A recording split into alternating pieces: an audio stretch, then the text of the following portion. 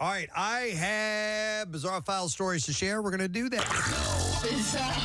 WMMR presents Preston and Steve's Bizarre File. Brought to you by Pella Windows and Doors. Autumn savings are on at Pella with 40% off installation or 24 months of 0% APR financing. PellaPhilly.com. Zimbabwean opposition lawmaker Desire Moyo has died after the vehicle he was traveling in hit an elephant. What? Oh, well, that's going to take you out, man. Yeah, the accident happened in the early hours of Friday morning while Mr. Moyo and 4 other members of parliament were traveling along the Bulawayo-Gweru Highway. He died instantly while his fellow lawmakers were left injured. A fellow member and parliament member, Dissent Bijala, provided more details on the horrific crash. He said, I spoke to Ndabili, who was in the front passenger seat. His recollection is that they hit the elephant on its backside. After the impact, he remembers the elephant turning around and fighting the vehicle. Whoa. He said, the hell was that? This, he believes, is what did the most damage on the top right side of the vehicle and ultimately led to Moyo's fatal injury. So the elephant attacked the vehicle once it got hit. Yeah, wow. yeah. Well, listen, it felt like it was being attacked, especially in its ass. The accident took place in an area where elephants are known to roam and to and from their home ranges. So the elephant says it'll never forget the incident. He'll never forget it.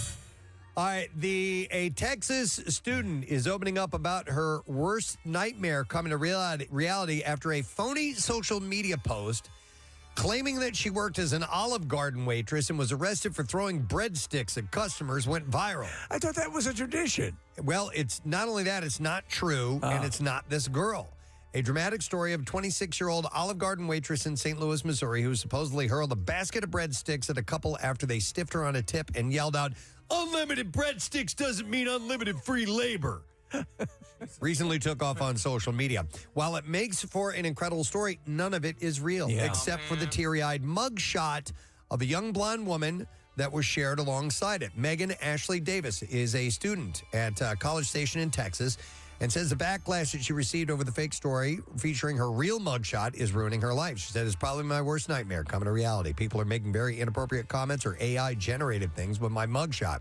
The Facebook account Pure Videos created the fake post and shared it with its 1.7 million followers. Most of the page's posts are works of fiction. It appeared that the post featuring Davis's mugshot had been taken down or made private as of Sunday. While the post didn't include her name and the fake story took place hundreds of miles away, people are still able to track her down and harass her online. Davis's mugshot stems from a night out of drinking in August where she was arrested for public intoxication. She's currently a college student who works, and a few weeks before her arrest, her mother had died. Though the original post appeared to have been taken down, copies of it have sprung up across countless accounts. Earlier this year, in April, Meta, which owns Facebook, stopped using third-party fact-checking in the U.S., meaning the Facebook stopped penalizing fake news. Ever since, similar rage bait posts with fake stories have been spread across the platform like wildfire. Meanwhile, Olive Garden even attempted to step in, commenting on one of the phony posts that Davis is not employed by them. It was not immediately clear when or why the post that includes Davis's mugshot was taken down. Wow. So she feels that's really affecting her.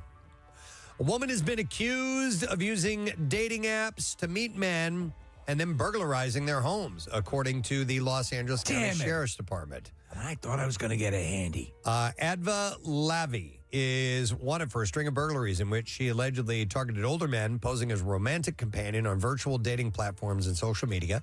The suspect is described as 5'7" tall and weighing 104 pounds with brunette hair and hazel eyes. Lavi is believed to drive a black Porsche SUV or white Mercedes-Benz. She's also known to use the aliases Mia Ventura, Shoshana, or Shana. The LA Sheriff's Department said they had no additional information to provide about the suspect or alleged crimes. They're asking anyone with information to contact the Los Angeles Sheriff's Department. So that's a classic setup. Yeah. All right, so I usually don't do this in the bizarre file, but this is a recall. All right. That we're going to put in. And recall. That is correct. So Giant, the grocery store chain, is recalling their hard taco dinner kits after it was discovered that there were hot chocolate packets found inside. No! Yeah. I actually would have been down with that. The Giant company announced the recall on October 10th and explained that the Giant and Martin's branded taco kits contain a milk allergen because of the hot chocolate packets found inside of the impacted kits. So they're recalling this. The recall includes Giant/Martin's hard taco kit dinner. If you have a milk allergy and would like to return the impacted product, the Giant company asks that you bring your receipt to a nearby store to redeem a refund. This is delicious taco milk. How wild is that? A major screw up had happened. So yeah, hot chocolate packets ended up in the taco packet. So, all right. And then one last story, and we will wrap this up. A 35-year-old Milwaukee man accused of putting super glue in his coworker's soda will avoid prison time. The Wisconsin State Fair Park Police Department received a report from a woman who said in the past couple of weeks, the drinks on her desk had a strong chemical smell and taste. And after she drank the beverages, she would get sick. She told police that she set up a surveillance camera to monitor her drink on her desk. And the camera caught her coworker, Joseph Ross, putting something into her drink. Police interviewed Ross, who admitted to placing a supplement into his coworker's Coca-Cola. Supplement? Police obtained a search warrant for Ross's desk. According to the complaint, they found clear protective gloves and a super glue container and a cap in the trash near Ross's office. How devious. A motive was never mentioned in the criminal complaint. And in August, he pleaded guilty to a felony charge of placing foreign object in edibles. And on the 9th, a judge initially sentenced him to 42 months in prison, but stayed the sentence, placing him on 3 years probation instead. So he's not going to jail at all. Stuff like that, you could be poisoning someone to death. I mean, you can't screw around with. He needs to do some jail time. I don't know how that is that ruling came about. So yeah, I agree. I absolutely You glued my goddamn lips shut. I absolutely agree. All right, and that is what I have in the bizarre file.